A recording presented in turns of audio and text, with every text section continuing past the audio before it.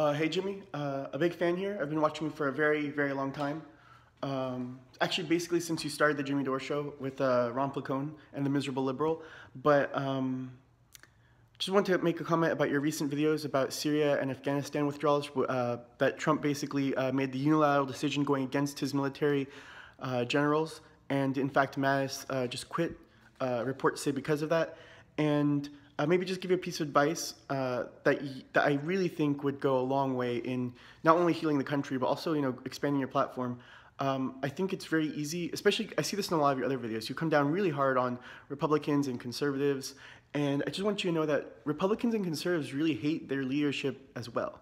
That's why you got Trump. That's why you got, all those, 15, 18 candidates for the president from the establishment, and Trump goes and beats them all. It's because the right wing of the political spectrum is very displeased with their leadership. So it's like, yeah, it's not great, the stuff they're doing, but, you don't want to make enemies out of, conservatives and Republicans. A lot of times they agree with you on a lot of things, and one thing is the wars. There's a huge anti-war contingent in the United States, and one of the things that keeps them divided is that, this left-right division. Anyways, one of the big things I want to show, the way you covered it versus the way the Young Turks covered it, when Trump decides to pull out of Syria, or when he decides to end TPP, or pull out of Afghanistan, or maybe one day, hopefully, pull out of Iraq as well, when he does these things you like and are unambiguously good, and not only that, but very brave, it wasn't easy for Trump to pull out of TPP. It wasn't easy for Trump to pull out of Syria or Afghanistan. These are not easy things. When he does these things that you like and that are very difficult, you need to give him a good job. You need to give him an Atta-Boy. You need to say, hey, Trump is still a problematic president, but he has done 1, 2, and 3, 4, 5, 6, 7 things right. And actually, tell them good job, because there's no incentive for a Republican or a conservative or a politician to do the things you want, to meet in the middle, if when they do the things you ask for, you attack them still, or you don't give them a good job. Look, Trump is going to lose a lot of support for these things, a lot of establishment support for leaving Syria.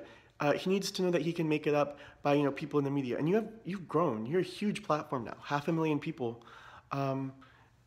Trust me, if you're saying good things about Trump, Trump is watching them, and you need to come out and say, hey, I'm glad we have Trump rather than Clinton, because Clinton said she would expand the wars.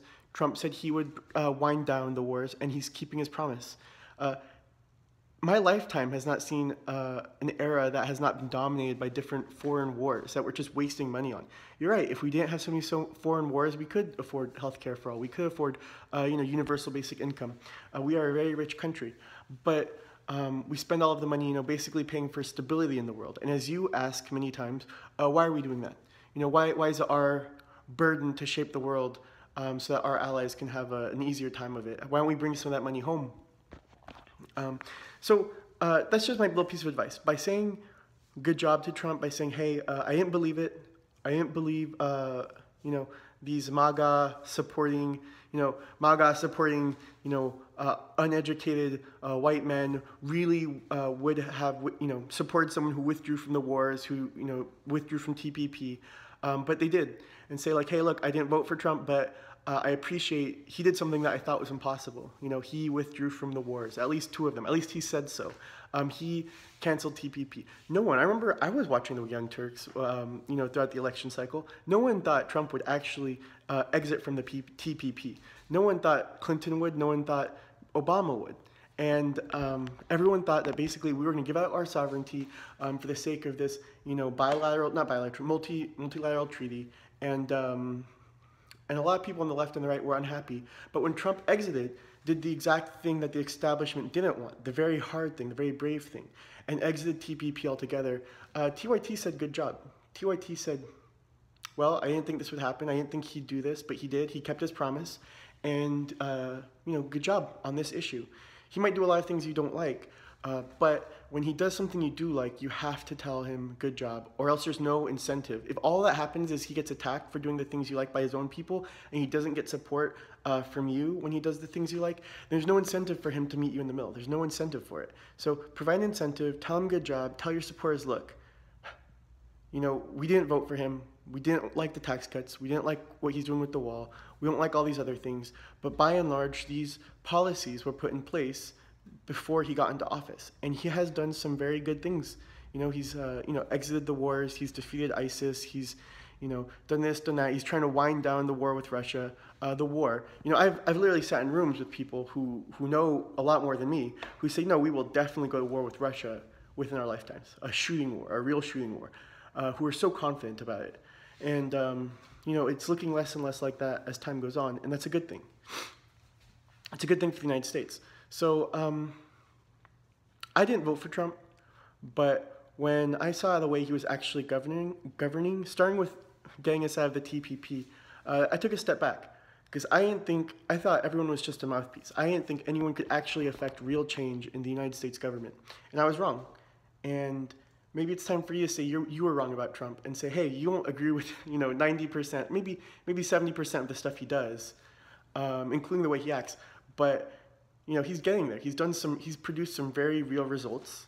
And by the way, you were talking about Flint. We still can't get clean water in Flint. Trump gave, I think, like $1 billion to Flint, Michigan, to help with their water crisis. How well is that being spent? I mean, it's difficult. Bureaucracy is difficult. This and that is difficult. But he did give a substantial amount of money. And he did put it on the list of things to do with his infrastructure bill, his $1 trillion infrastructure bill. So again, he's trying, and you might say it's just words, it's just rhetoric, but he has shown a propensity to keep his promises so far. So hopefully, if we can hear more about that, and if he does, again, tell him good job. Another thing he did was prison reform. Not within my lifetime have I seen prison reform, and I didn't believe it would ever really happen. Just like I didn't believe immigration reform would ever, really, really come about. Maybe in like 10 years or something when this or that. But Trump has been, I haven't liked everything he's done on immigration, but at the same time he has met everyone in the middle. He has said, nope, I'll keep the DACA recipients. It's not even a negotiation. He said he's not going to deport them. They're safe. These are illegal immigrants who are in our country, and he said he went to deport them. We know where they live. We know their names. We know their addresses. We know a lot of them are going to college. We know where they're at, and Trump said we're not going to go after them. So that's brave. That's brave. A lot of people on his own side got very mad at him. Look at what Ann Coulter says about Trump and about DACA recipients. So when he does stuff that we like, we have to tell him good job, or else he's just going to look at the polls. He's just going to say, hey, I get stung every time I move to the left, and no one's there to help me out. So in order for me to win re-election, in order for me to keep from getting impeached, I have to stay ultra-conservative. So we don't want that. You don't want that. So I say, gotta be brave. A lot of people are going to hate you. You're going to lose a lot of friends. But if you go out there on your show and say, hey, I need to make a strident defense of Donald Trump. Donald Trump saved this country an untold number of lives, and soldiers, an untold number of dollars. How much suffering did he prevent by not allowing the TPP to go through? So stuff like that. And you can point out the bad things, but it's also incumbent on you to point out the good things. Make the argument for Trump. That way, he knows that he can continue moving to the left and not have to fear reprisal from both parties. He can, at least he knows, hey, if I exit the wars, at least someone's there to protect me or to protect my re-election chances. Anyways, we're going to see a lot more of it, I assume. He kind of set stuff up so that, as we enter the recession that's going to come eventually, he already set up an infrastructure bill. He already set up, what is it, like a prenatal treatment? Not prenatal treatment, maternity leave. Federal maternity leave. So he's already kind of set these things up in his agenda, which looks like they're going to be like counter-cyclical to the economy. So we'll see how that goes, and I hope that's another opportunity for everyone on the left to swallow their pride, say, hey, Donald Trump is the worst in a lot of ways, but he has gotten some very real results. He has fought the CIA, he has fought the FBI, he's taken it to the military-industrial complex, and I didn't think it was possible. And here we are. 2019 is right around the corner, and all in the words of Trump, all we're asking for is world peace. Nothing more, nothing less. That's all we need, world peace. All right, have a great day. Bye.